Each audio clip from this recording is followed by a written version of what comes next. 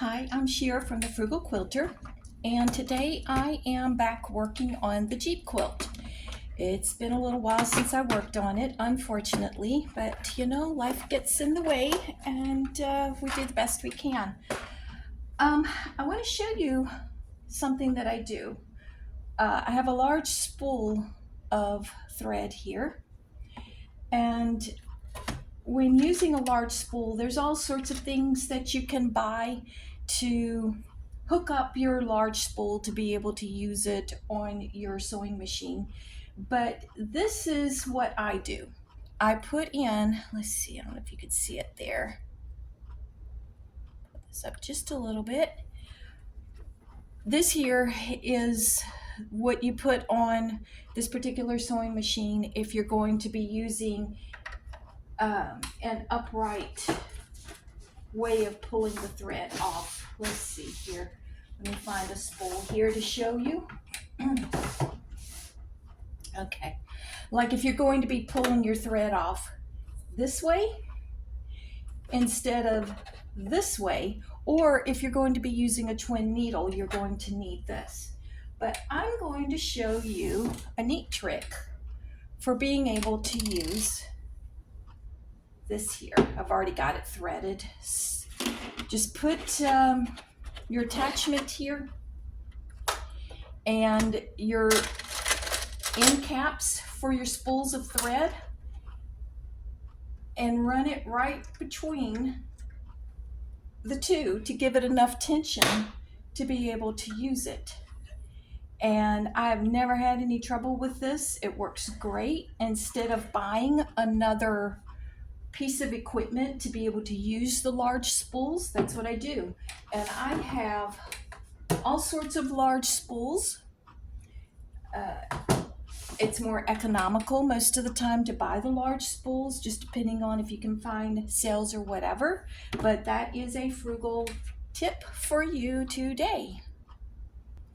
What I'm going to do before I get started is do a little test run here.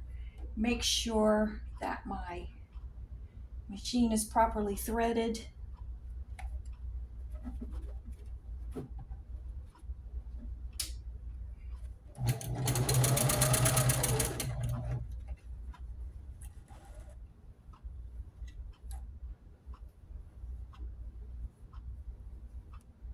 Okay, we're looking good.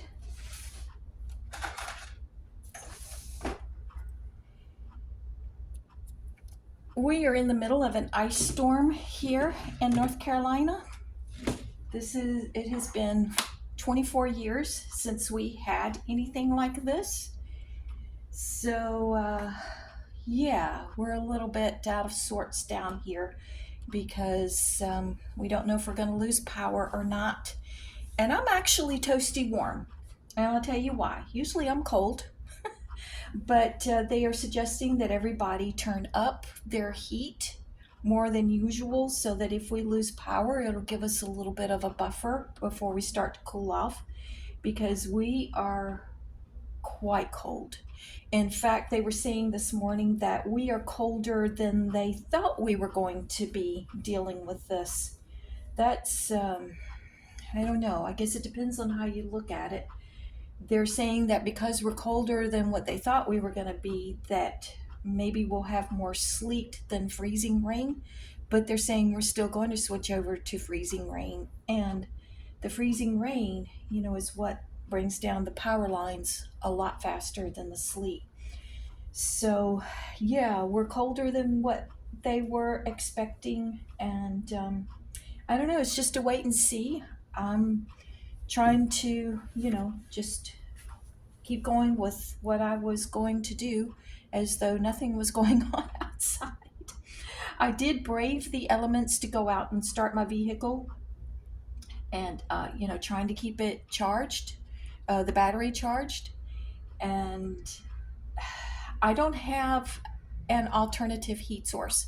I mean, let's just be honest, down here in North Carolina, we don't deal with ice storms very often. Like I said, it's been 24 years since we had anything to this degree.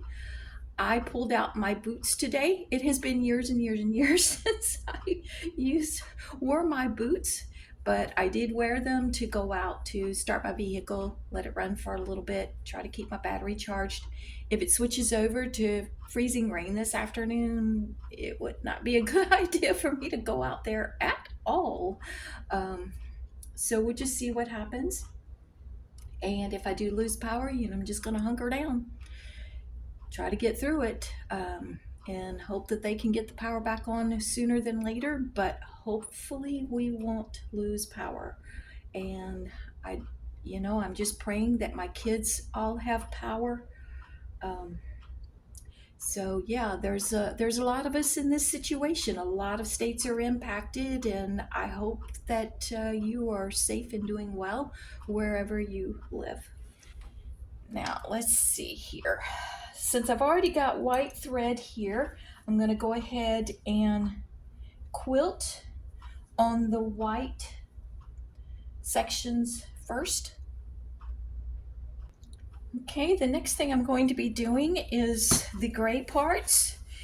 As you may recollect, if you've been following this series, I did what I call basic quilting, minimal quilting on the Jeep quilt, so that I could go ahead and bind it. And I wanted to get it binded as quickly as possible because the cotton batting, it just makes a horrible mess. It just gets absolutely everywhere. And so I like to go ahead and enclose all of that and get it bound as soon as possible. I'm doing the same thing with this one. I have a gray spool here. It's a large spool, too large to use here or there. So I'm doing my little trick here, if you will, to be able to use a large spool of thread on this machine.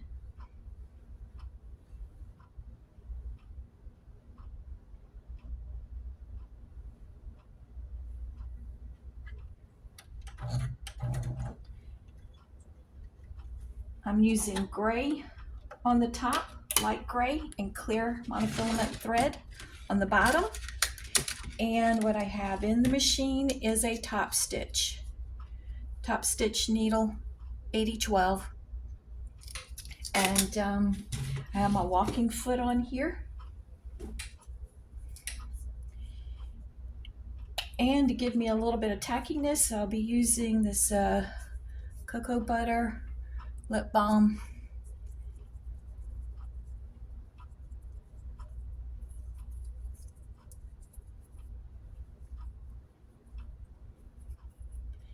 Kind of gives me a little bit of tackiness. If that's not enough tackiness, then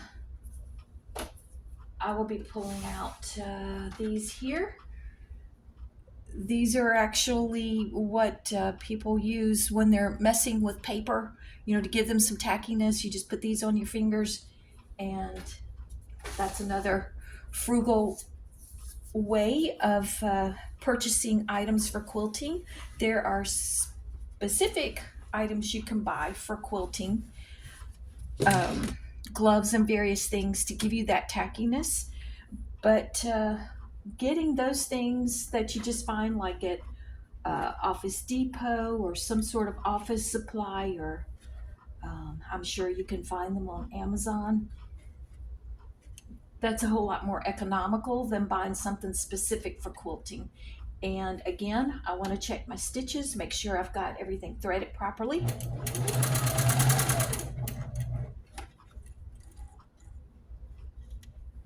Just check it, make sure it looks good.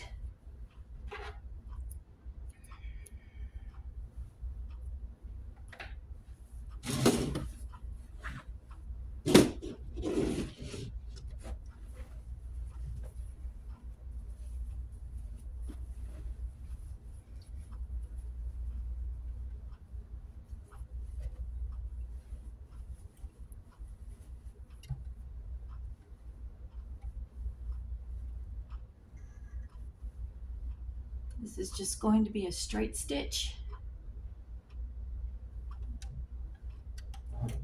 Not quite in the ditch, but alongside the ditch.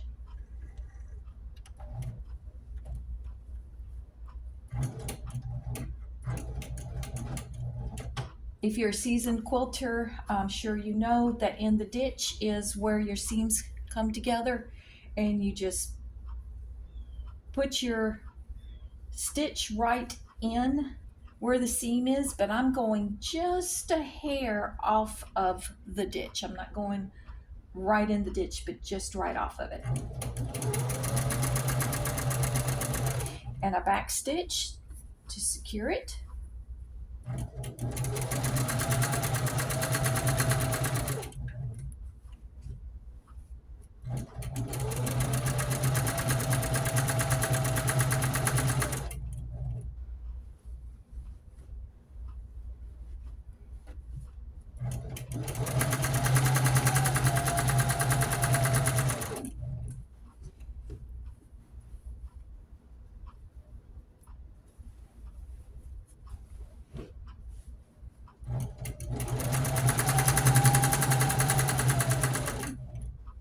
Okay, after I get the gray done, I'll come back to you. Okay, I've quilted the gray on both ends of the quilt, and now I'm going to be quilting the black. I'm going to go around the entire parameter, and again, I'm not going to be quilting in the ditch, but just a hair off of the ditch. I'm going to be using black thread on the top, and I'm still going to be using the clear monofilament thread on the bottom because I want to make sure it doesn't pull up. If I used white on the bottom, it might pull up with some of the stitches and show on the top, and I don't want that. So I'm just going to use the clear.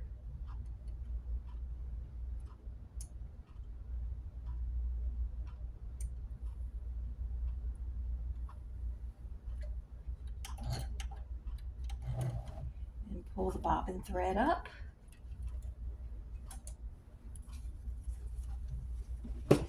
And again, you always want to check your stitches.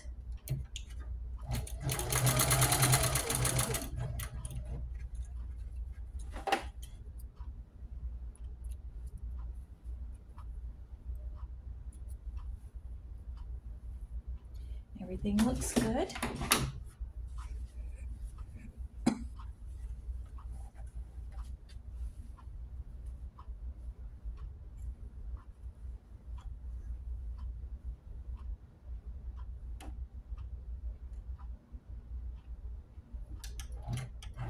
You want to pull the bobbin thread up to the top.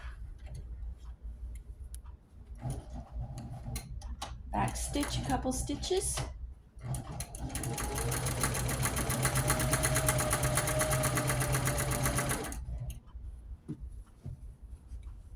And I'll go around the entire parameter because I have it framed in black all the way around.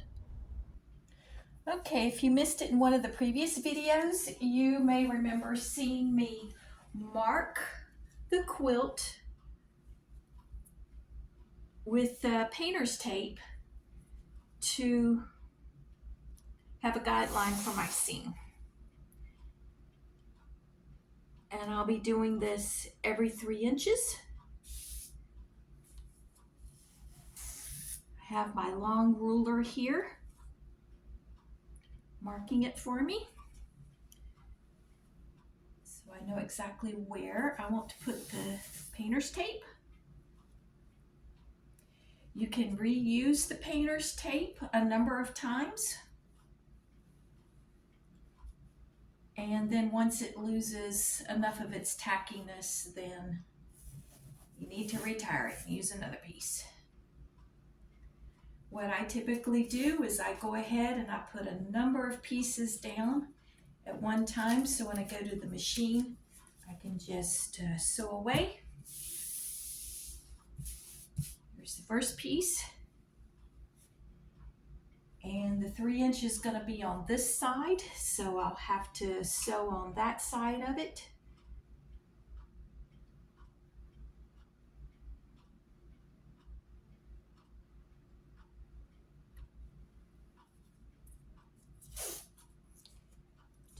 Make sure I have it accurate here.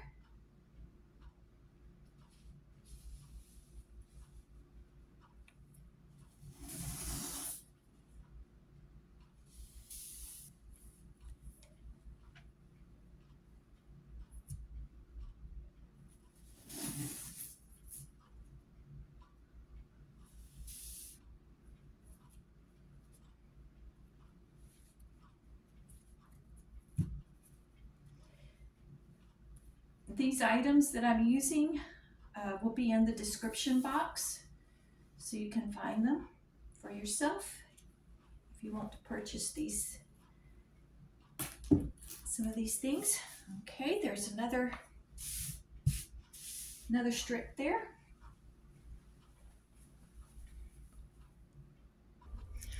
Okay, I've got clear monofilament thread on the top and also in the bobbin because I don't want any color to interfere with the picture of the Jeep panel itself. I'll be bringing up the bobbin thread. I've already tested to make sure that my stitches were good, that I had threaded the machine properly. And back stitch. And I'll be using my painter's tape as a guide. Sometimes I use pencils that wash out with water, that are made specifically for marking fabric. But to be honest, it's easier for me to see the painter's tape, especially when I'm doing a straight line. It's easy to apply it, and it's a lot easier for me to see it. I do have a number of visual challenges. Also, I have cataracts, and the cataracts are impacting my ability to see color as accurately as I used to. It's kind of frustrating, but you know, what can you do? This here, in some areas of my vision, it looks like colonial blue, but in my central vision, it looks more like purple. I'm assuming that colonial blue is correct. Yeah, it's kind of frustrating.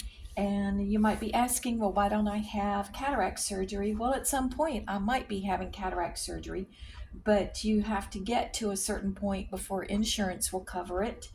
And because of my various visual challenges, cataract surgery is a little bit more risky for me, as far as having like retinal detachments and various things. So I'll be putting it off for as long as is reasonably possible. I certainly don't want to lose the ability to drive, although driving after dark does not seem like a good idea these days.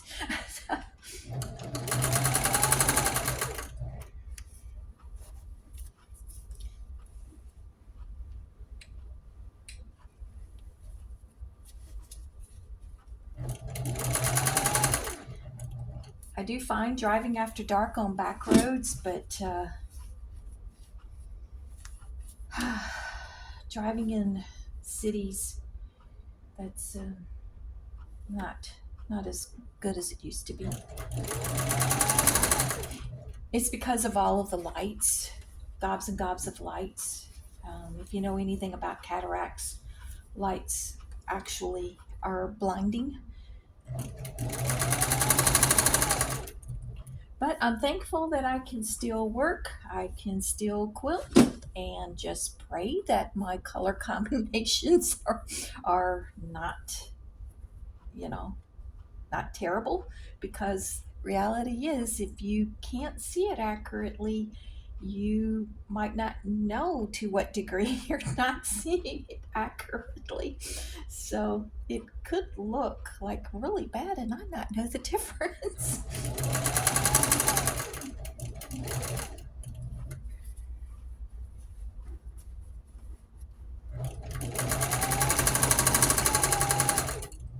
If you know anything about, I believe it was Picasso, it is assumed that Picasso had cataracts. Some of the exact same paintings that he did earlier in his career, and then he would go back and repaint that same area later in his career. And yeah, it looks like the dude had cataracts.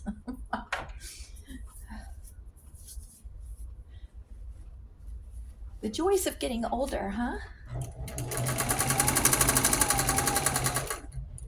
I know young people can have cataracts also, but you know, it's something that happens with a lot of us as we get older.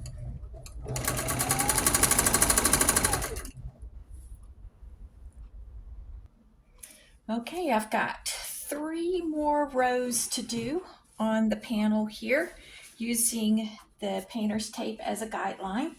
And what I'll be making here is a crosshatch. Don't know if it's showing up or not on camera. I've got rows going this way and rows going this way. And after I'm done with this, I think I'm going to go ahead and do a quilting row in blue around the entire perimeter of the panel and secure that. And I believe at that point, I'll look over the entire quilt to see. I think at that point I will be done with quilting. I'll then have one more thing to do, and that is to make a signature block. Sometimes I just sign my quilts right on it. Just take a pen, a Sharpie, or a specific type of pen that's meant for fabric. And I'll just sign the quilt right on the back. I'll put on there who it's to, who it's from, and the date and the city that it was made in. And but I think I'm going to try to do a picture signature block where I actually take a picture, print it out on fabric that is meant to be used in a printer to print out a picture. And it's a whole thing. I mean, it takes a while to do it because you have to wash it a certain way and you have to set the ink and all this kind of stuff. But yeah, I think that's what I'm going to be doing with this quilt.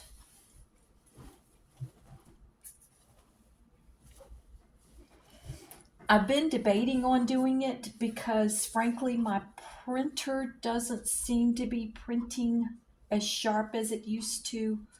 My printer is 8 years old, so I don't know, it just doesn't seem to be quite as sharp as it used to be. Or maybe it's me, maybe it's my eyes. I've already talked about my various eye issues. Well, I didn't talk about all the various eye issues. I actually only addressed one of the eye issues, but I have a variety of eye issues. So it is possible that my printer is printing pictures just as sharp as it ever did, and maybe it's just me. Maybe it looks more blurred to me. I really don't know. But what I do know is I have no intentions of buying a printer at this time. After all, I'm the frugal quilter.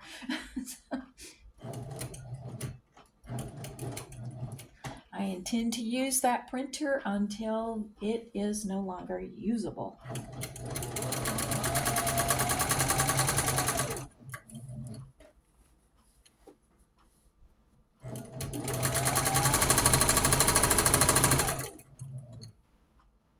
Okay, the Jeep quilt, the quilting part is done.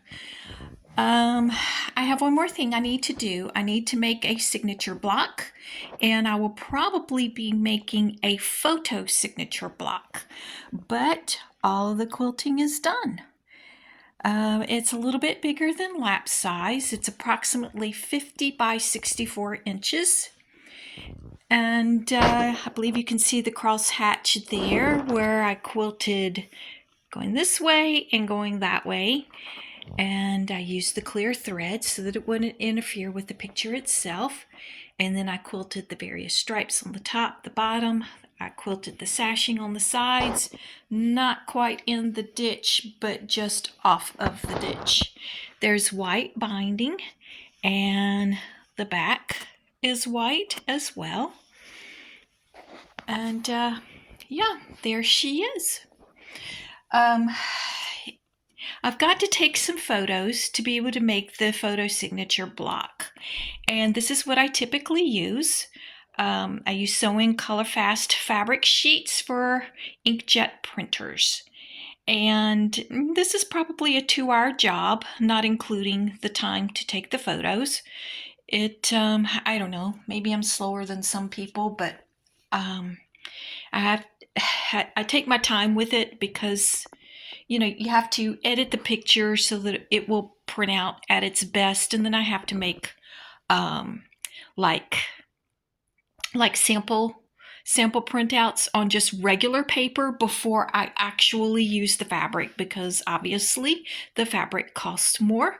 So I want to make sure the picture's right. And then after I'm done with the picture, then there's certain things that have to be done to set the ink and to make sure that it doesn't wash out and so forth. So yeah, I've got a little bit more work to do on this, but the quilting part is done. I absolutely love this Jeep. Totally love this panel. It's just awesome. So thank you for watching, and I'll see you next time.